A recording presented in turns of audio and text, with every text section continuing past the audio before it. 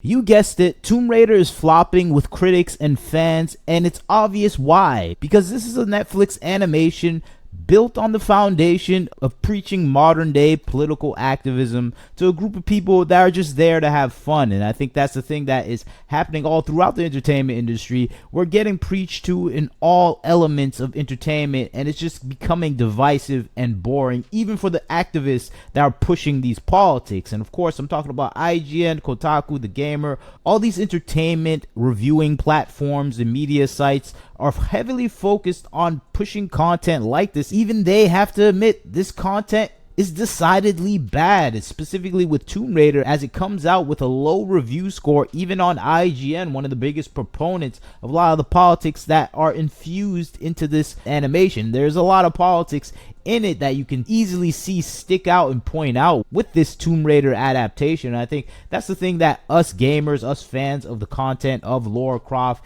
games and Tomb Raider, people that have been fans for 20-25 years, this is what we fear the most, because we saw this from the content from the director and writer talking about this adaptation in more ways focused on the activism associated with it rather than telling a good fun story. They're just more focused on the representation and ideals that they want to push into this genre. And I think that's the thing game players and fans of Tomb Raider, Lara Croft are not interested in. We just want to see a cool action adventure story with Lara Croft finally, after 10 to 15 years of having none of that, in at least in the entertainment space when it concerns the movies and animation. And I think that's the thing people are looking forward to. And even though this animation doesn't look complete, we still don't have the version of Lara Croft that we've all been waiting to see, because every iteration of this version of Lara Croft just doesn't have the feel or overall body type and just physicality that we want, and overall physical proportions that we see in the ideal Lara Croft. And of course they're gonna say this is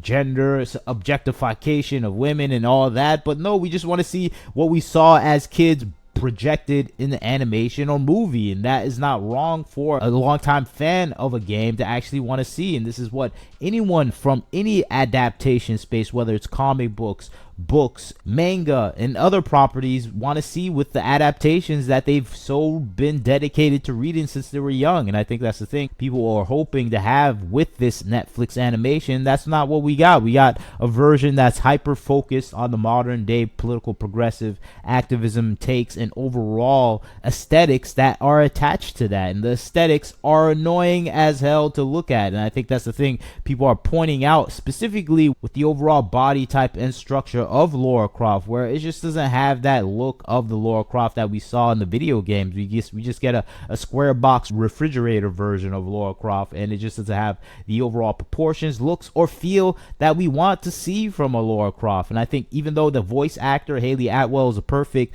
person to choose, she doesn't even exude the confidence in the overall personality of Lara Croft. So it's a wasted performance there as well. And I think that is a sad state of affairs within this animation, where you have the perfectly voice casted individual that would make a very intimidating, attractive Lara Croft, but we get this version that is emotional, unstable, and uninteresting. And this is what I see from at least the 2 episodes I watched. It just didn't feel like we're getting the Lara Croft that we got in the video games. We're getting a version of Lara Croft that is coming from people that don't know anything about the genre, don't know anything about the games, and not fans, and are there for their own activist orientations. And I think you can see this specifically when you have dialogue like this, where people are talking about the rich white folks grabbing up all the ancient artifacts, and it's just like, we're going with this sort of dialogue treatment and overall perception of reality. Is like, okay, we're hearing the modern day politics kind of seep into something that is supposed to be fun, enjoyable,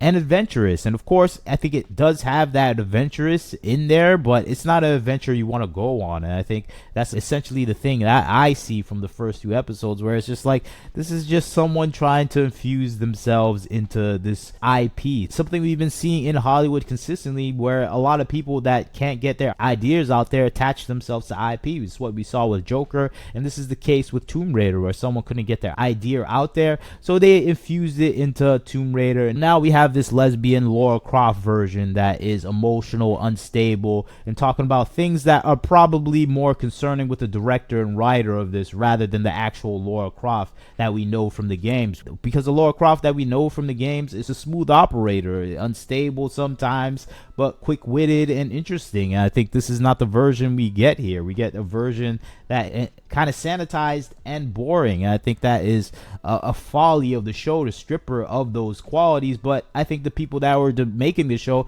don't even know she has these qualities. They just think probably evil men like the beautiful Lara Croft, so we're gonna make something for women. And it's just like, what are you doing? You're not catering to the fan base. And that's what we get reflected back in some of the people that are working on the show. The director of the show is kind of a stand-in for her own character. You can see this with the friend or the potential partner of Lara Croft, and she just has that same look and feel where you see this is the self-insert of a lot of these modern day political activists in the industry for Hollywood, where they're just putting themselves in everything they actually create and not creating anything unique or beyond that. Even the actors are acting as themselves a lot of the time, and that is just not going to bring out the actual creativity that you need to actually produce interesting content. And that's why this adaptation is failing everywhere. Of course, my biggest pet peeve is that they took one of the black guys from Tomb Raider and turned him straight into an LGBTQ character, which is just what they always do to male characters that are attached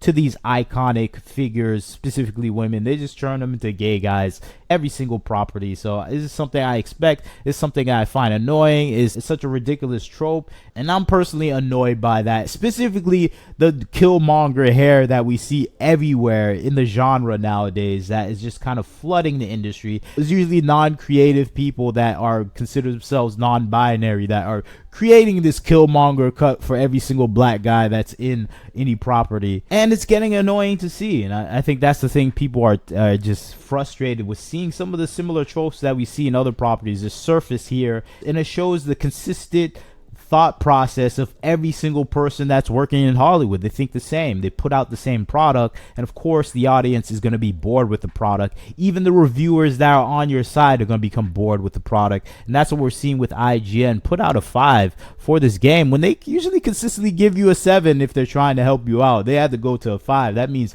they really hated this. They probably want to give it a 2, and I think it's probably in line with a 2 or 3 because it's just not entertaining to watch, and it just shows that the people who are making this don't know anything about Tomb Raider or Lara Croft. They don't have any conceptualization of the character. They probably just know she has a blue shirt, and I think that's probably all they know. Maybe they think guys like her because she looks pretty, so they hate that, so they got to make her a lesbian. That's usually the case with a lot of these projects that are taken over by these activists. They see what men like, and they want to do the opposite of that because for some reason they see all men as the enemy. And I think that's the situation that we're seeing with this Tomb Raider property, where we have people that are just trying to take this and convert this brand into Barbie when it's not Barbie. It's a game that's predominantly focused on elements that highly attract the male attention, even though there's a lot of female players that love it too because it is a strong woman that's doing adventurous and cool things. But the character they're creating is not cool, not adventurous, not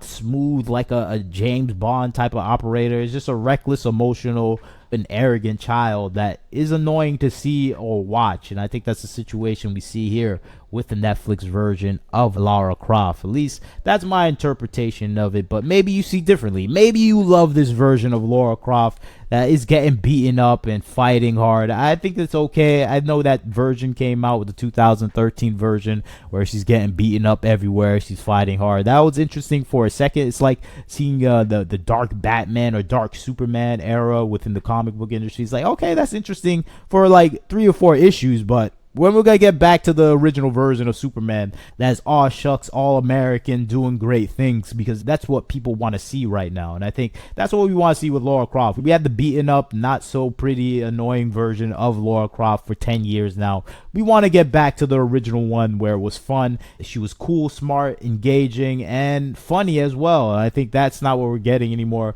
We're getting the activist version that is kind of an adaptation of the modern day Lara Croft, and I'm uninterested in it. And I think everyone is uninterested in it, and that's why this is going to flop and fail for Netflix. But you leave your comments, tell me what you think about this.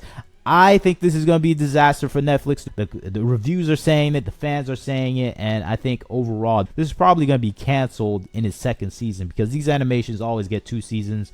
once they're ordered. So we're gonna get a second season of trash, and hopefully that will be it. But you tell me your comments about this. What do you think about the refrigerator shaped Lara Croft of Netflix? I think it's annoying to see this version out there, but this is where she's been heading for the past 5 to 10 years. People in power want this version to be the predominant one, and I think the gamers, the fan base, are resisting hard here. But you leave your comments, tell me what you think. Like, comment, share, subscribe. This is Wagner Knows Why. Catch you next time.